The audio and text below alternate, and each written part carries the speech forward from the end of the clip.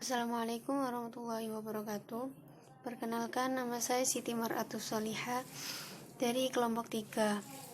Di sini kami akan membahas materi tentang strategi pembelajaran IPS, SD atau MI mengenai pendekatan dan metodenya.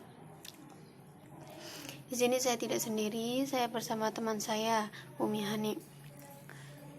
Baik, materi yang pertama yakni strategi pembelajaran IPS. Belajar merupakan proses yang disengaja untuk mengubah tingkah laku ke arah tujuan yang telah ditetapkan. Agar proses belajar berjalan secara optimal, perlu didukung oleh motivasi yang kuat pada diri siswa, sehingga apa yang dipelajari hendaknya dirasakan sebagai sesuatu yang sesuai dengan minat. Sehubungan dengan itu, kegiatan belajar mengajar bukanlah proses penjinaan atau proses pemaksaan yang anak didik harus menuruti kemauan guru, melainkan dalam proses belajar mengajar hendaknya merupakan proses pembinaan dan pengembangan seluruh potensi anak didik, baik yang berupa intelektual, emosi, pikiran, bakat, minat, dan motivasinya. Menurut Kosasih, Jahiri, dan Somara, strategi belajar mengajar adalah perencanaan pengajaran dari seorang guru tentang cara pengajaran yang akan dibawakannya. Baik, yang selanjutnya yakni strategi pembelajaran IPS, SD atau MI dibagi menjadi dua strategi umum, yakni yang pertama strategi ekspositasi dan yang kedua strategi heuristik. Yang pertama, strategi ekspositasi. Strategi ini termasuk strategi pembelajaran yang bersifat tradisional karena penyajian lebih terpusat pada pendidik. Guru berperan sebagai penyampai informasi kepada siswa-siswi, sedangkan siswa-siswi berperan menerima sejumlah informasi. Penyajian bahan pelajaran banyak dilaksanakan dengan metode ceramah, sehingga kegiatan siswa-siswi lebih banyak mendengar, mencatat, dan menghadapi informasi yang disampaikan oleh guru. Strategi kedua yakni strategi heuristik, merupakan strategi proses belajar mengajar yang menekankan kepada siswa-siswi supaya aktif berperan dalam proses belajar mengajar. Di sini siswa dilatih untuk berpikir logis, kritis, dan analisis. Pada strategi ini, mereka diberi peluang untuk mencari dan menemukan sesuatu, kemudian mencari jalan untuk pemecahannya. Selanjutnya yakni untuk lebih rincinya, Newman dan Logam mengemukakan 4 unsur strategi. Yang pertama yakni menetapkan spesifikasi dan kualifikasi tujuan pembelajaran, yakni berupa profil perilaku dan pribadi peserta didik. Yang kedua yakni mempertimbangkan dan memilih sistem pendekatan pembelajaran yang dipandang paling efektif. Yang ketiga yaitu mempertimbangkan dan menetapkan langkah-langkah atau prosedur, metode, dan teknik pembelajaran. Dan yang terakhir yakni menetapkan norma-norma dan batas minimum keberhasilan dan kriteria serta ukuran baku keberhasilan. Sejalan dengan itu, Kosasih berpendapat bahwa strategi pembelajaran dalam IPS diartikan sebagai cara-cara membawakan pengajaran IPS agar segala prinsip dasar serta sasaran pengajaran IPS dapat terlaksana dan tercapai secara baik. Strategi pembelajaran sifatnya masih konseptual dan untuk mengimplementasikannya digunakan berbagai metode pembelajaran tertentu.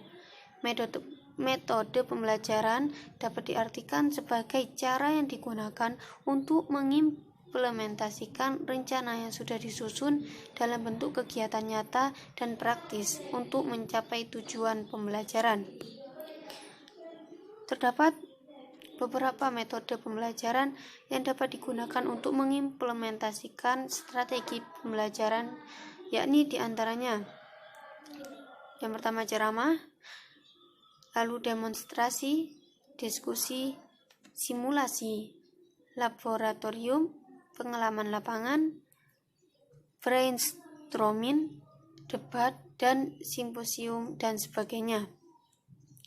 Pembelajaran IPS MI ditekankan pada keterampilan berpartisipasi dalam kehidupan bermasyarakat. Sekian penjelasan dari saya. Untuk selanjutnya akan dijelaskan oleh Umi Hani. Nama saya Umi Hani. Di sini saya akan melanjutkan tentang kelemahan dan keunggulan tiap strategi pembelajaran IPS. Pembelajaran IPS secara lama. Yang pertama, guru menggunakan kelas satu-satunya belajar anak. Kelemahannya yaitu membosankan, tidak memunculkan kreativitas, kurang semangat. Keunggulannya, tidak memerlukan banyak biaya, fasilitas bisa lebih sedikit. Yang kedua, guru mengajar lebih banyak memakai metode ceramah. Kelemahannya yaitu membosankan, daya ingat yang terbatas pada anak, melelahkan, dan lain-lain. Keunggulannya, semua materi bisa tersampaikan. Kemudian, sesuai untuk jumlah siswa yang banyak. Yang ketiga, guru memberi pelayanan bantuan dan bimbingan kepada anak. Kelemahannya, tidak efektif dalam menyelesaikan masalah, menimbulkan kesalahpahaman. Keunggulannya, waktu penanganan lebih cepat dan dapat dibuat standar pelayanan. Sedangkan pembelajaran IPS secara baru yaitu yang pertama, guru menggunakan tempat belajar bervariasi di dalam dan di luar kelas. Kelemahannya yaitu bisa biaya mahal dan fasilitas harus lebih banyak. Sedangkan keunggulannya memunculkan kreativitas, tidak cepat bosan, dan bersemangat. Yang kedua, guru mengajar dengan berbagai metode menunjang anak aktif dan kreatif. Kelemahannya yaitu menuntut fasilitas yang lebih banyak dan persiapan mengajar lebih banyak juga. Keunggulannya tidak menimbulkan kejenuhan dan selalu muncul gagasan baru. Yang ketiga, guru memberi pelayanan bantuan dan bimbingan kepada anak berdasarkan perseorangan. Kelemahannya yaitu merepotkan dan membutuhkan waktu yang sangat banyak.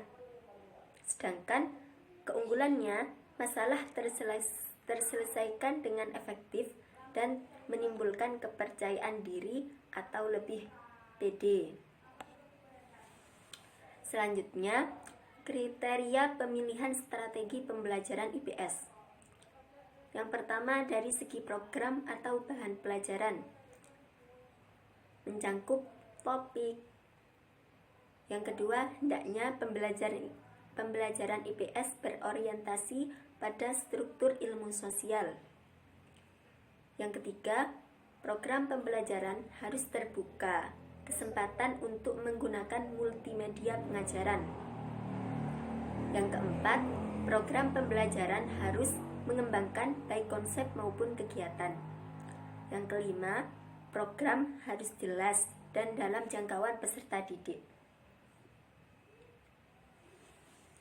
Kemudian dari segi peserta didik atau siswa, yang pertama, peserta didik mempunyai kesempatan untuk menampilkan keberanian dan mengemukakan pendapat. Yang kedua, siswa menggunakan cara belajar menurut kemampuan mereka. Yang ketiga, siswa tidak merasa terpaksa atau tertekan dan ketakutan. Yang terakhir, dari segi pendidik atau guru. Yang pertama, berusaha memberikan dorongan belajar dan prestasi. Yang kedua, menerapkan prinsip belajar inkuri dan program. Prinsip belajar inkuri yaitu kegiatan pembelajaran yang melibatkan secara maksimal seluruh kemampuan siswa untuk mencari dan menyelidiki sesuatu, seperti benda, manusia, atau peristiwa, secara sistematis, kritis, logis, analitis, sehingga mereka dapat merumuskan sendiri penjelasannya dengan penuh percaya diri atau lebih pede. Yang terakhir, yang ketiga, yaitu mempunyai kemampuan dalam menggunakan berbagai jenis variasi mengajar. Demikian dari kelompok kami mohon maaf apabila ada kekurangan. Wabillahi taufik wal hidayah waridha wal inayah. Wassalamualaikum warahmatullahi wabarakatuh.